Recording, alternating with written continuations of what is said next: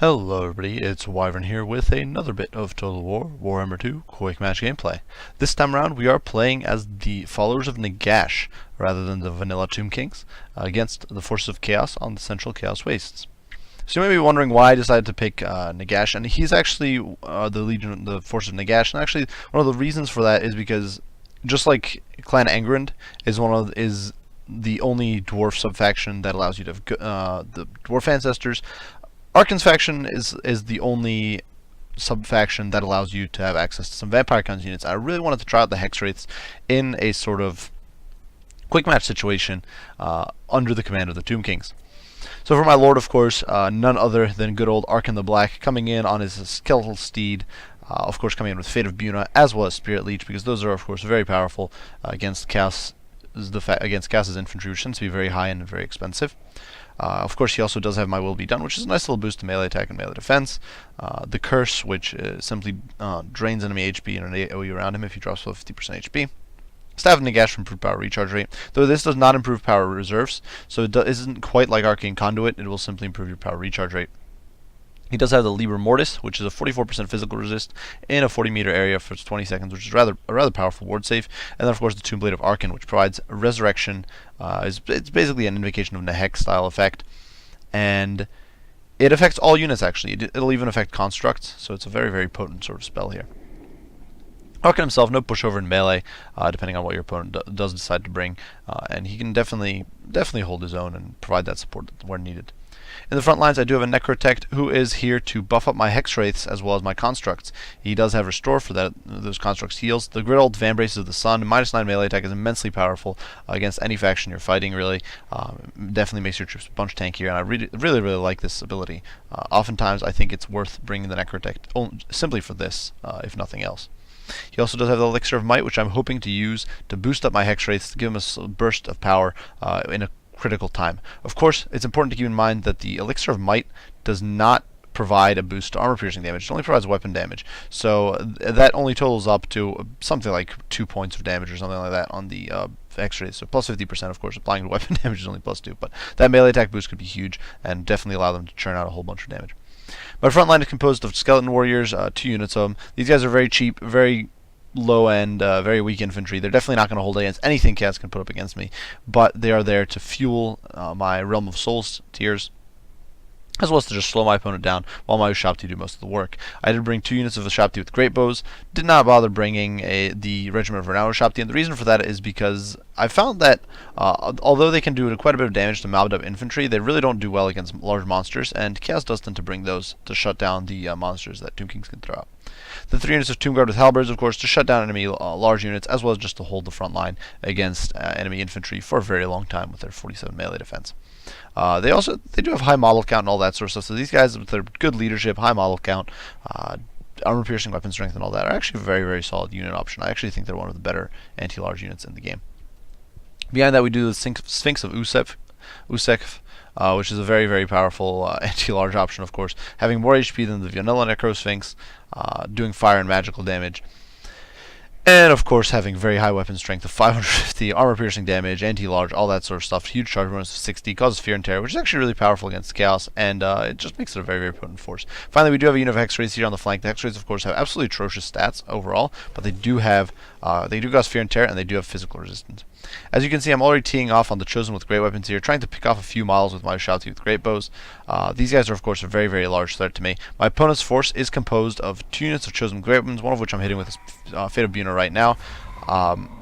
2 units of Chaos Marauders here in the back, kind of fleshing things out. 2 units of Chaos Marauder Horsemen with throwing axes to give some armor piercing damage and hopefully shut down my high and value targets, and then a unit of Chosen with Halberds to of course shut down my large units. My opponent's main investments here have been in the skies, though, where he does have 2 exalted heroes. But he does have 2 exalted heroes up in the air. Both of them do have the Mark of Khorne, which does provide them with frenzy. That's not how it's described, but it is just the frenzy effect. And then they also, one of them also has the Hellfire Sword, which provides fire damage. And this is actually incredibly potent against Arkhan, because if you check out Arkhan, he has a built-in 25% fire weakness, which is a huge issue. Finally, my opponent back here does have a Chaos Sorcerer, Lord of Death. He does also cause fire damage in melee. He is mounted on a dragon, of course, meaning he has breath attacks. He's got Spirit Leech, Fate of Bunum, kitted out in a very similar manner to the way I kitted out Arkhan, though definitely a much more powerful melee lord. And he actually does have a built-in shield, bronze shield there. He also does have Arcane Conduit, as well as the Sword of Anti-Heroes, which does boost his melee stats by a bit. And of course he does have Evasion, boosting his melee defense, and so just a very, very potent Deathcaster. Of course, the Fear and Terror will not do very much against my force. Here you can see the Chosen with great weapons getting picked apart by the Ushapti Great Bows. My opponent here definitely gets a little greedy, trying to get in after Arkhan, popping his Hellfire Sword, which will of course boost that damage against Arkhan the Black, but immediately his poor Exalted Hero does get clocked in the face by the Sphinx of Usef, which is here to defend Arkhan against all comers, and as you can see, it's doing immense amounts of work. Of course, fire damage will actually it's reduced by 25% against the Sphinx, and of course the Exalted Hero does not have armor piercing when mounted on the Manticore. And you can see here he's getting surrounded by the Hexwraiths, who I have boosted with the Elixir of Might. You can see it's only boosting their damage up to 40, but 50 melee attack means they're going to be hitting with basically every attack, or almost every attack, and they're quickly dragging this guy down into the muck. And it's important to keep in mind that Hexwraiths are incredibly mobile now. 94 speed means they can actually match skirmish cavalry, and they are simply slaughtering this poor guy. The Sphinx of Usef also dropping by 50% by beginning hit by Spirit Leech. You can see though my Ushapti Great Bow just firing away, clocking the poor Chaos Lord of Death here, and he is being surrounded by the Hexwraiths, who are being hit by a Fate of Buna in their turn, as well as the Sphinx of Usef. And unfortunately, I do not have my heal up and ready, and so I'm simply not able to really keep these guys alive. They are starting to disintegrate, but they have done immense amounts of work to the Chaos Sorcerer of Death and forced him to fly off and break. So definitely some great work there, and you can see in the meantime my bows are shifting targets to the Exalted Hero, but this is going to be the end of my poor Hexwraiths. So definitely a bit of a rough trade here. I did take down Exalted Hero, and in exchange I'm going to lose a unit of Hexwraiths, who I'm simply not able to heal up. You can see, of course, the Sphinx of Usef kind of sitting back here. You can see, of course, the Great Bows picking away at the Chaos Chosen. They've managed to pick off 10 models so far. The Chosen over here down to 59 models. Of course, the Chaos Marauders are not really too much of a threat. The main threat is really from these throwing axes and these and the Chosen. Especially now that most of my opponent's flyers have been zoned away. Down here, definitely that early skirmish though was favorable in the sense that I've crippled my opponent's air force for good. You can see those throwing axes definitely being a nuisance, but in their turn, of course, my Ushapti Great Bows will be able to engage, and the Ushapti Great Bows are just brutal against this sort of light cavalry. You can see they're bringing down model after model, and they definitely whittle these guys down by quite a bit. You can see they've already lost 17 models on the Marauder Horsemen with throwing axes there, as well as one over here. Of course, Chosen with great weapons can push in, but they will be zoned away by my blob of skeletons sitting in the front line. And we're definitely kind of poking at each other. It's a bit of skirmish fighting right now. I definitely think this is a bit of a mistake for my opponent. He's not exactly launching coordinated assault. I'm simply trying to trade fire between Arkhan or focusing on Arkhan while I focus down his Marauder Horsemen with my blob of Ushapti, and of course the Ushapti are just doing immense amounts of work. Seeing my opponent coming in with the Chaos Sorcerer of Death, I do shift my Ushapti around and start pegging away at him, and you can see his HP just dropping so fast, and then he's being hit by a Spirit Leech, and really the Chaos Sorcerer Lord of Death here is just in a terrible situation. He's not really going to be able to escape this, and he is simply being annihilated by the mix of Spirit Leech as well as the Great Bows. You can see he's down to 200 HP. He's actually not shattered yet, he's just broken. But shortly thereafter, he's going to get picked off, and you can see his dragon just plunging into the depths and dying. So that really only leaves the Exalted Hero. And at this point, the infantry formation is advancing, which my opponent most likely should have done earlier. You can see I've taken a handful of damage here on the Tomb Guard from those throwing axes, of course. I have moved Arkhan to a safer position. And those Ushapti with Great Bows will be in a place where they can start pecking away at my opponent's Chosen once again. You can see the Chosen here with great weapons definitely have dropped down quite a bit. These Chosen did get hit with a Fate of Buna, and that really only leaves these Chosen with halberds in a healthy situation. Chaos Marauders, while definitely superior to Skeleton Warriors, are not really a match for the Tomb Guard, much less the Ushapti with Great Bows in melee or the Sphinx of Usef. And you can see I do drop a Libra Mortis here, which is providing all of my troops here with a 44% physical resist. The Chosen with the great weapons, once their charge bonus expires, will not be anywhere near as good against the Tomb Guard as they were before. And in the meantime, despite my opponent kind of trying to posture with this Exalted Hero, trying to make himself a nuisance, I do get another hit in with Spirit Leech and start draining away his HP as quickly as I can. In the meantime, the Ushapti with great bows are trying to kind of keep track.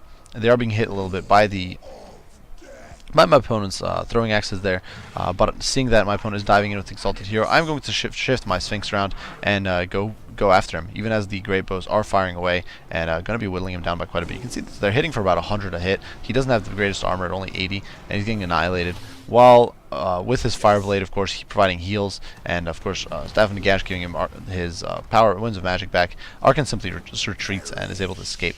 My opponent does get a little cheeky here with his Marauder Horsemen, but of course they won't really be able to push through the Shopti Great Bows, and as you can see, the poor Exalted Hero has simply been zoned away by the Sphinx of Usef.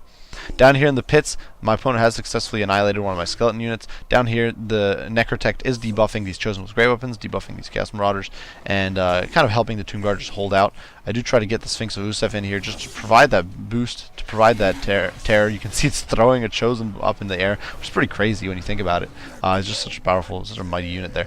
Over here, the Marauder Horsemen are being sniped away at, and you can see I do believe the great bow shots do pierce, and you can see they're just doing immense amounts of work. These Marauder Horsemen down to 23 models, these down to 16. Of course, their shields are not going to provide any save against the great bows, and these guys are just getting annihilated. My Shopti still have a handful of ammo. They still have 3 rounds apiece, and even if they do run out of ammo, I can always commit them into the fray. They can always deal with the Chaos Marauders, though obviously not going to do well against Chosen. And you can see I'm finally summoning my unit of a Shopti here in the enemy backline, even as the Chosen do tear out to the Sphinx, and really at this point my opponent's army is simply disintegrating, and it is going to be endgame before the Ushabti even get into the fight. So obviously a Pyrrhic victory. There were some mistakes I made in not managing to save my Hexwraiths. The Hexwraiths actually performed incredibly well at just dragging down the hero and lord early on into the game, but then I was simply not able to keep them alive because of course there's no invocation of Nehek for the Tomb Kings, there is no targeted heal, and I simply didn't have my heal available for Arkhan, so that was definitely a bit of a mistake or a bit of a problem for me. Otherwise, the Ushabti with Great Bows performed in an immensely potent manner. They shut down the enemy skirmish cavalry. They tore through the enemy lord. They tore through the enemy exalted heroes. They weren't really interfered with. My opponent didn't have too much to shut them down. Had he tried to engage with the Marauder Horsemen, he would not have really been able to win that sort of fight. And the Ushabti with Great Bows can obviously outshoot the Marauder Horsemen, especially when they're trying to poke away at Arkhan. Arkhan, of course, providing great support with that Fate of Buna and baiting away my opponent's troops as you tried to assassinate him, and then the Sphinx of Usef providing those valuable terror bombs. The Tomb Guard and the infantry contingent, of course, didn't do very much, but that was to be expected given the opposition they were facing. Even debuffed and crippled, Chosen are a very powerful force on the battlefield, and the 3 units of them definitely managed to do some immense work. If I had any commentary on my opponent's army, I don't think it was so much a bad composition as it was bad organization. Had my opponent committed all of his troops at once and kind of pincered me, I think he would have been able to get much better results than he did. As it was, the game kind of disintegrated into a series of skirmishes, which ultimately ended up favoring me, as my army was especially backed by the Ushabti Great Bows, and of course with Arkhan's magic, was really able to kind of kite and whittle down my opponent that way. Nonetheless, great game to OJam here. I do hope you guys enjoyed the video. If you did, be sure to leave a like and subscribe down below to keep up with additional content. If you have any commentary of your own or any questions or anything like that, be sure to post it down in the comment section below and I'll respond as soon as I can. As usual, guys, I do appreciate you all for watching, and I will see you all in the next one. Bye for now.